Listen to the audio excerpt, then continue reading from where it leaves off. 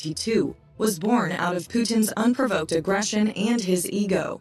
In the last quarter of 2021, the North Atlantic Alliance and the Scandinavian countries experienced great tension, and the Russian Federation, despite everything, started an attempt to invade Ukraine on the dawn of February 24th.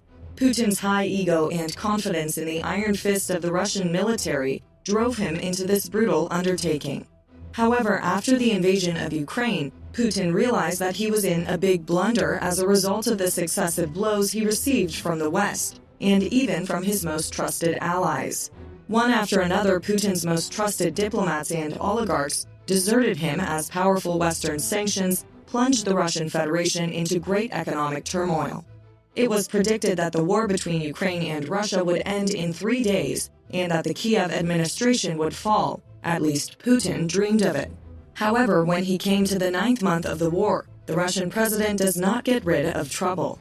Wagner Group mercenaries and elite Russian troops sent by Vladimir Putin to the Ukraine campaign were destroyed one after another by the Ukrainian armed forces. In total, more than 63,000 Russian soldiers and over 7,000 armored vehicles and tanks were lost, while Putin lost nearly 1,000 Russian elite forces in Ukraine.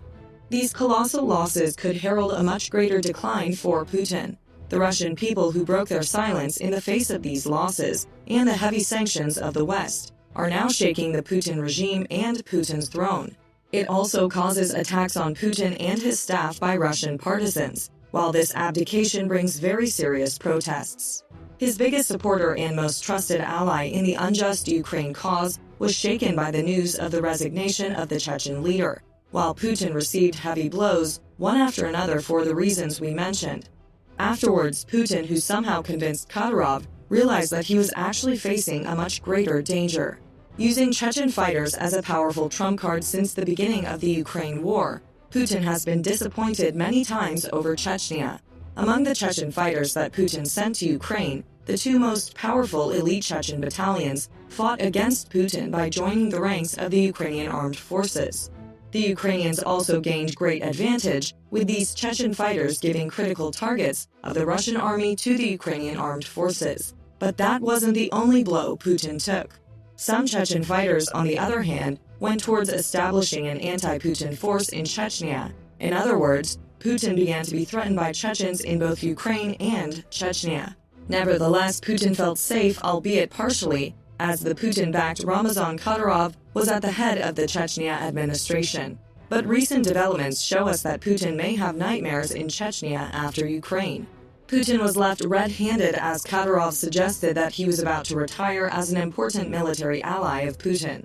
At the moment, Putin is in danger of fighting Chechnya on an additional front, because if Kadyrov retires from the Chechnya administration, the fire of revenge will flare up in the hearts of Chechens, who do not forget the persecution they have suffered from Russia and Putin. In fact, even when Kadyrov was at the helm, the fire of freedom began to burn in the hearts of Chechens. The difficult situations of the Russian army in Ukraine encouraged Chechens who have not forgotten the damage done to Chechens by the Russians years ago. Kadyrov was one of the biggest partners in Putin's invasion operation in Ukraine and was declared a war criminal by Ukraine.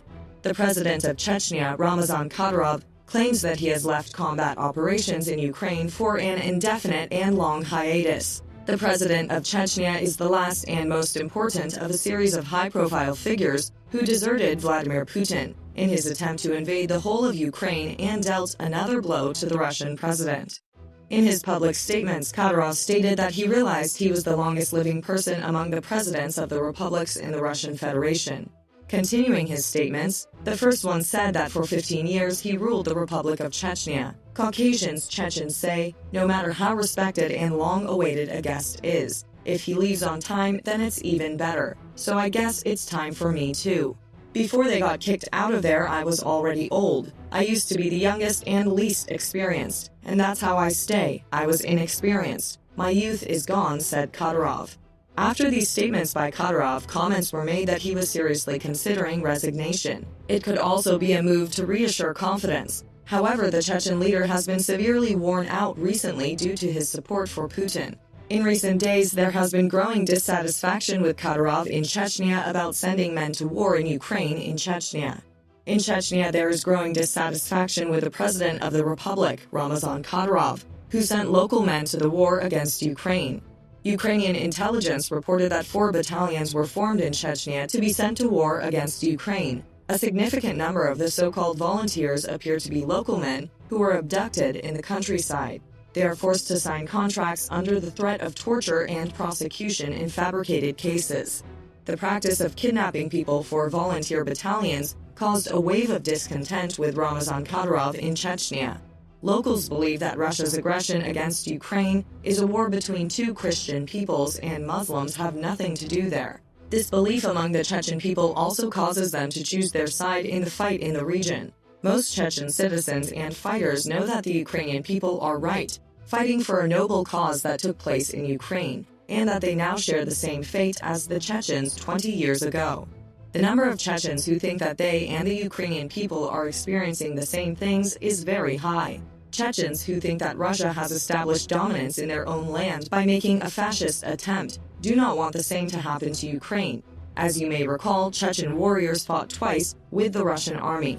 In both these wars, they inflicted serious casualties on the Russian army, but they lost. But it's also thought that some freedom-loving fighter is waiting for Russia to fall from power and is preparing for a freedom war again.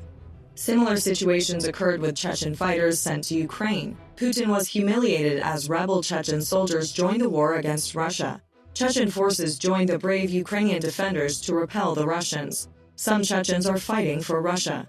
The Zokhar Dudayev Battalion and Sheikh Mansour Battalion fought alongside the Ukrainian defenders, while the Kadyrovist forces fought alongside the troops of Moscow. It is reported that there are legendary warriors in these 2 battalions, and they give serious tips to the Ukrainian armed forces on how to fight against the Russians.